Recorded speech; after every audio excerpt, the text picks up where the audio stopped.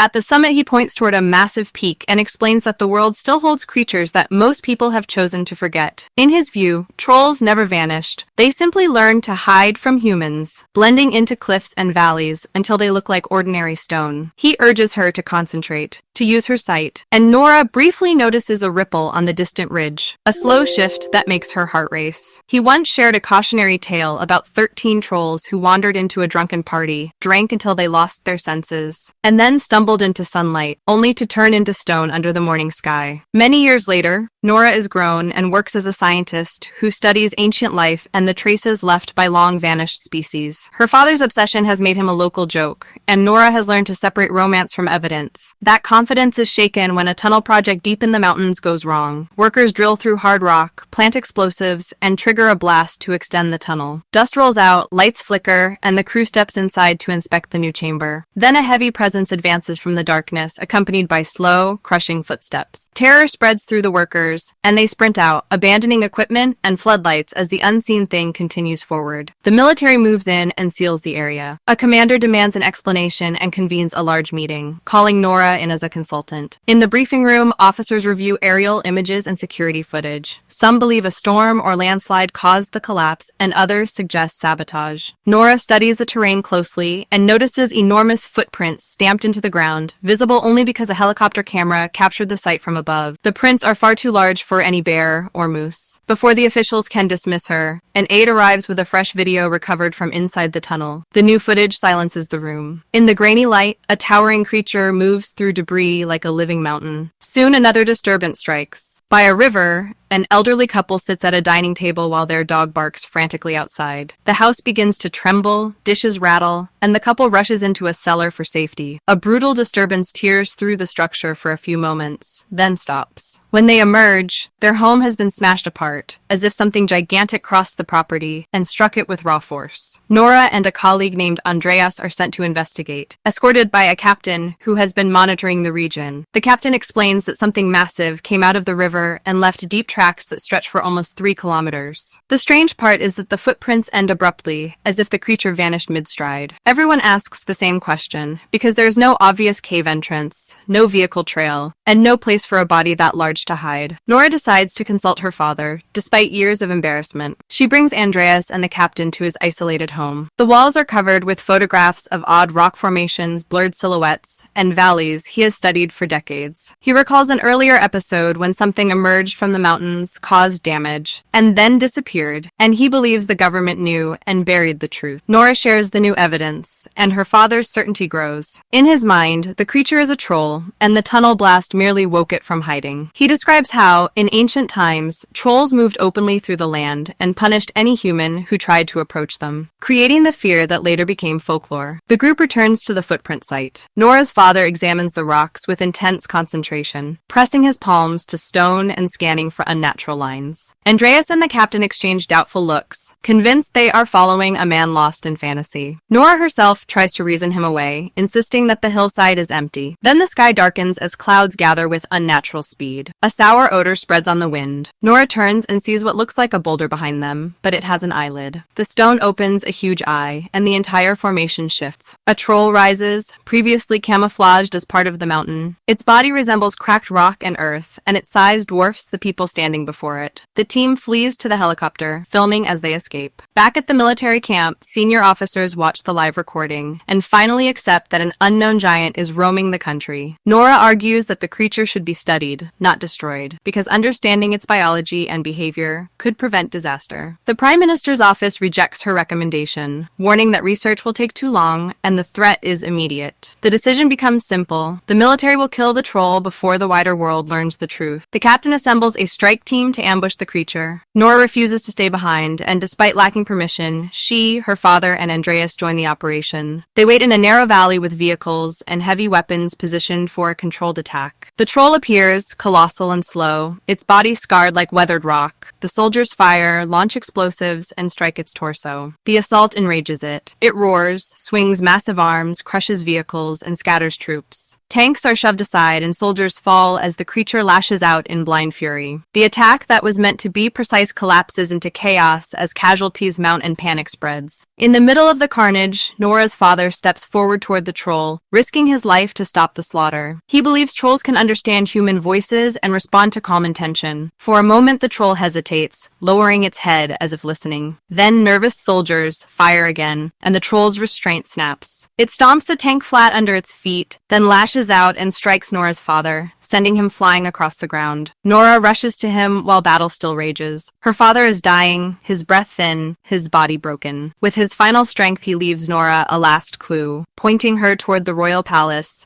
and the hidden records that powerful people have kept out of sight. He dies in her arms. Nora collapses, devastated. Her mother died when she was young, and now she feels she has lost the last person who truly understood her. When the dust settles, Nora returns to her father's belongings and finds stacks of notes, maps, and careful observations. They describe troll behavior, old cover-ups, and patterns of movement through valleys and tunnels. The pages suggest that trolls are not random monsters, but part of a concealed history managed in secret for decades. With her father gone, Nora becomes the only one left to follow the trail he began. Nora spent the night sorting through her father's notebooks, sketches, and field logs, refusing to sleep while the crisis widened beyond the cordons. Page after page repeated the same pattern across valleys and across centuries. Trolls reacted violently to church bells. Her father described the metal peal as a sensory assault that could drive a hidden creature into panic or blind fury. He had collected accounts of ruined chapels, cracked bell towers, and unexplained tremors that began right after a new bell was hung in a settlement. Every time, local authorities sealed the area, buried photographs, and rewrote the damage as storms, landslides, or construction accidents. His notes also recorded an old habit. Trolls often struck bell towers first, not out of hatred for faith, but because the ringing hurt them. Armed with these clues, Nora returned to the command post and convinced the leaders to delay indiscriminate bombing. She proposed an experiment that might restrain the troll without leveling an entire district. A helicopter was fitted with heavy bell frames, and 2 more aircraft were assigned to guard it. When the rotors lifted into the gray sky, the bells clanged and echoed over the valley, rolling from rock to rock like thunder. The troll's posture shifted at once. It jerked, swayed, and lunged toward the noise, smashing trees and hurling stones, trying to crush the source of the sound. In the chaos, a frightened child wandered into the danger zone, nearly crushed by falling debris and surging crowds. For a heartbeat, the troll stopped and intercepted the falling weight, shielding the child and pushing the threat aside before turning back toward the bells. Cameras captured the contradiction, proving that the creature could distinguish between harm and rescue. Even so, the bell plan collapsed. The troll tracked the helicopter carrying Nora with a strange focus, then veered away and withdrew into the wilderness, as if it recognized her presence and refused the bait. Nora was removed from the mission, and the military prepared a missile strike. Entire neighborhoods were evacuated, barricades went up, and the operation shifted from containment to elimination. Sirens emptied streets and convoys rolled through the dark, while television anchors spoke in vague phrases to avoid mass panic. Nora searched for a final option, and her father's last words returned to her memory as a place, rather than a riddle. She realized the troll was likely moving toward the royal palace itself. With Andreas beside her, she rushed to the palace grounds and demanded a meeting with those who guarded the oldest archives. A senior minister granted them a private briefing and revealed a history hidden behind ceremony and patriotism. Ancient texts claimed the palace stood on land that once belonged to the trolls, and that a human king built his residence over a troll king's home to claim symbolic dominance. That ruler ordered a massacre to erase the previous owners, sparing only a single troll child, which was driven far into the mountains and sealed away in darkness. The minister believed the present troll was that survivor, waking after centuries of forced exile and returning to the place where its family had died. The minister led Nora and Andreas into a concealed chamber beneath the palace, where enormous skeletons lay stacked like forbidden trophies. The sight confirmed that the royal family had always known the truth and chose silence for the sake of stability. Nora shone a powerful flashlight across one exposed bone and watched part of it harden into stone. The reaction matched a childhood story her father told about 13 trolls who drank themselves senseless at a feast, wandered into daylight, and turned into rock under the sun in the open. Nora suddenly understood that intense ultraviolet light could mimic the sun's effect, and that the creature's terror of bells might be linked to pain, not malice. Nora contacted the captain and outlined a plan that could replace missiles. A perimeter of industrial ultraviolet systems would be assembled, and the troll would be drawn into open ground where the beams could cover its full body. The captain was skeptical, but desperate, and leadership granted Nora a narrow window to try while keeping missiles armed as a last resort. To lure the troll, Nora and Andreas transported a troll skeleton on a reinforced vehicle, wagering that the scent and shape would attract it. The gamble worked, and the troll followed immediately, thundering behind them like an avalanche. The chase turned tragic when the skeleton slipped from its restraints and shattered on the pavement. The troll halted, lifted fragments with careful hands, and seemed to mourn, revealing an isolation deeper than rage. When the pieces crumbled apart, the creature's grief hardened into fury and it resumed pursuit, roaring through the night as the missile deadline approached. Nora pushed the vehicle harder, knowing the trap had to be ready before the sky brightened and before soldiers lost patience. Andreas watched the rear window and saw the shadow of the giant gaining ground with every curve. Inside the launch department, Andreas's friend sabotaged the firing system by jamming the controls, preventing the first sequence from activating. Investigators traced the interference and forced a restart, and the missiles began to arm again. The commander hesitated only because soldiers were still too close to the target path, and that hesitation bought precious minutes. In those minutes, the captain's units finished positioning generators, cables, and lamp arrays across an open plain, turning the field into a temporary artificial sunrise visible for kilometers. As the troll charged into the perimeter, the lamps erupted with violet light. Stone crept over the creature's skin, calcifying its limbs and stiffening its face. It bellowed in pain and staggered, half statue and half living animal. Watching it suffer, Nora understood that the real monstrosity was human history, not the creature trapped inside it. Nature created trolls as surely as it created people, yet people drove them toward extinction through fear, conquest, and secret decrees. Overcome by guilt, Nora ordered the lamp shut down and stepped forward, trying to steer the troll back toward darkness. The creature hesitated, as if it understood her intention, and began to turn away. Then dawn finally broke. Sunlight spilled over the horizon and finished what the lamps had begun. The troll locked into stone and collapsed, becoming a silent monument where it stood, a new ridge added to the landscape by cruelty and time. The missiles were never launched, but the outcome was still a death, and even the soldiers grew quiet as engines powered down and radios fell silent. The Prime Minister arrived and admitted that Nora's father had been right, but the admission felt like consolation offered too late. Nora and Andreas mourned the troll rather than celebrating a victory. Andreas, who once served the government without question, resigned and chose a different life, believing truth mattered more than secrecy and that stories could correct what orders could not. Nora believed other trolls might still exist in Norway's remote highlands, hidden in valleys where humans rarely go and where the sun reaches late. With her father's notes in hand, she left the valley with Andreas, searching for what remained.